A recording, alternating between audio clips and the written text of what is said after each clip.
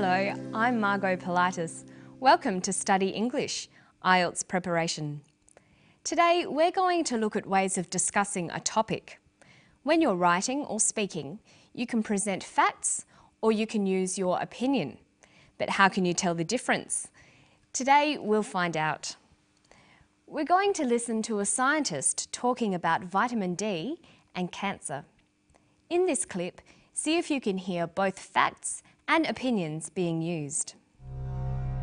I believe that the public health problem for vitamin D deficiency is quite significant. I would estimate minimum 25% of adults in the United States, Europe, and probably even in Australia are vitamin D deficient.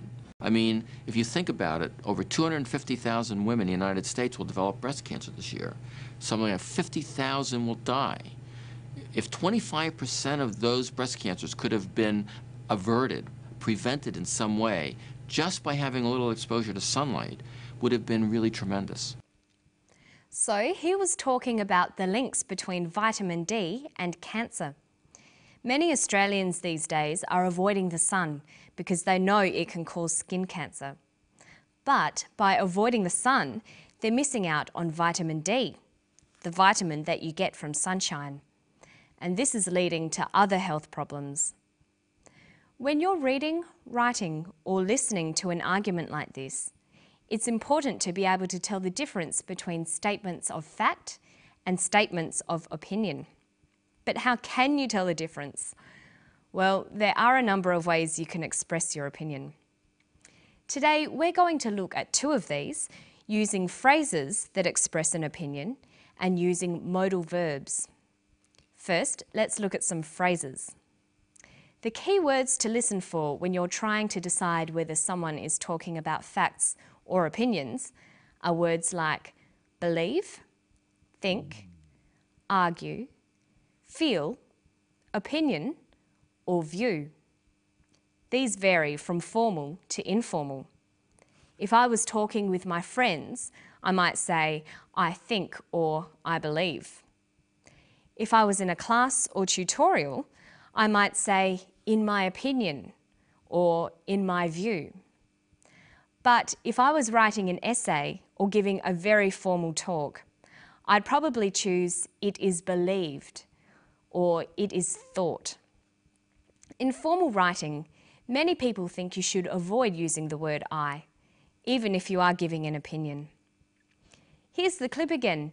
Listen for some of those phrases. I believe that the public health problem for vitamin D deficiency is quite significant. I mean, if you think about it, over 250,000 women in the United States will develop breast cancer this year. Something like 50,000 will die. Another way we can express opinions is by using modal verbs. Modal verbs express opinions and attitudes. They make statements less certain or less definite. They can also be used for recommending and advising. Here are the modal verbs used for opinions. Would, should, could, might. These words signal that the speaker is giving an opinion. Look at these examples. Can you tell which ones are facts and which ones are opinions? 50,000 will die. 50,000 might die. The second statement uses might. It's an opinion. Here's another one. I do not think small amounts of sunlight increase the risk of cancer. Small amounts of sunlight do not increase the risk of cancer. In the first statement, you can see I do not think. This is an opinion. Now look at these two sentences. I believe that vitamin D deficiency might become common among adults. Vitamin D deficiency will affect 25% of adults. The first is an opinion. I believe, might become. The second is a fact. Will affect 25% of adults. Now let's watch the clip again. Listen for the phrases and modal verbs of opinions. I believe that the public health problem for vitamin D deficiency is quite significant. I would estimate minimum 25% of adults in the United States, Europe, and probably even in Australia are vitamin D deficient. I mean, if you think about it, over 250,000 women in the United States will develop breast cancer this year. Something like 50,000 will die.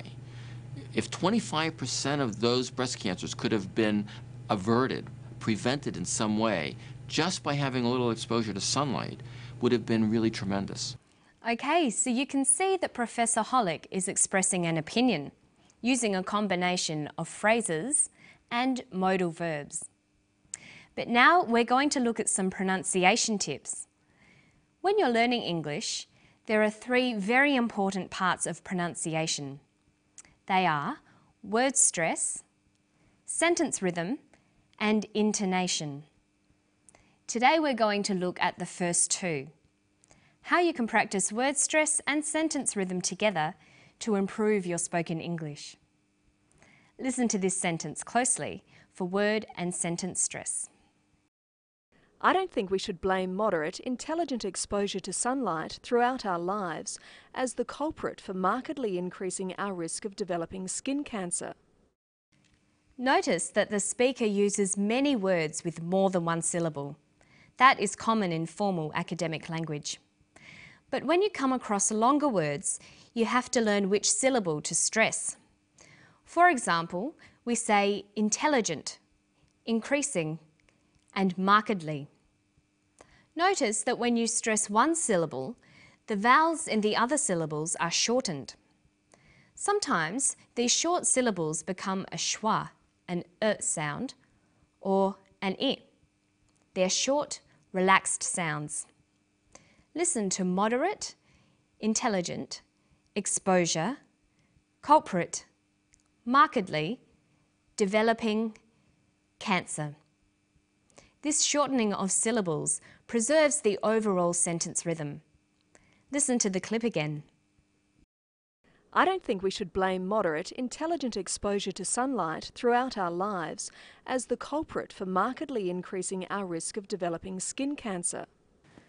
So when you're learning to speak English, you need to learn the pronunciation of individual words, but you also need to practice sentence rhythm, putting the words together into sentences.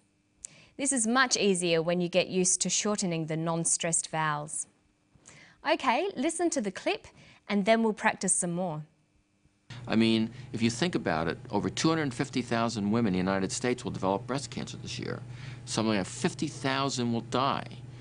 If 25% of those breast cancers could have been averted, prevented in some way, just by having a little exposure to sunlight, would have been really tremendous. Okay, now you can try it. Listen to this sentence. It would have been tremendous to have averted or prevented significant vitamin D deficiency. Let's look at each of those words. We'll highlight which syllable is stressed. See if you can work out how to pronounce each word. Tremendous, averted, prevented, significant, vitamin, deficiency. Okay, now let's see what happens when we put these words back into a sentence. It would have been tremendous to have averted or prevented significant vitamin D deficiency. Making your spoken English sound natural takes a lot of practice. Don't forget to listen closely to vowel sounds and sentence stress, and remember to practice reading and writing in English every day. And that's all from me today. I'll see you next time on Study English. Bye.